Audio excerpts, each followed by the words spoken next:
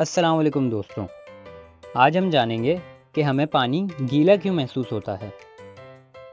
اسے جاننے سے پہلے ہمیں معلوم کرنا پڑے گا کہ کوئی چیز گیلی کب اور کیوں کہلاتی ہے۔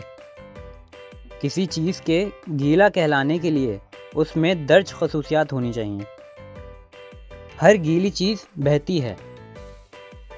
ہر گیلی چیز میں سطحی تناؤ یعنی سرفیس ٹینشن موجود ہوتی ہے۔ سرفیس ٹینشن کسی بھی لکوڈ میں موجود اس کے باریک ذرات یعنی مالیکیولز کے درمیان کھچاؤ کی وجہ سے پیدا ہوتی ہے۔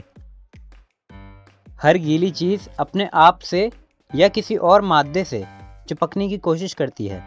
مثلاً ہاتھ منہ دھونے کے بعد پانی آپ کے جسم پر چپک جاتا ہے جب تک آپ اسے تولیے سے نہ پوچھ لیں۔ ہر گیلی چیز تبخیر یعنی ایوپریٹ ہو سکتی ہے۔ جب کسی بھی شے میں یہ خصوصیات موجود ہوتی ہوں تو وہ گیلی کہلاتی ہے۔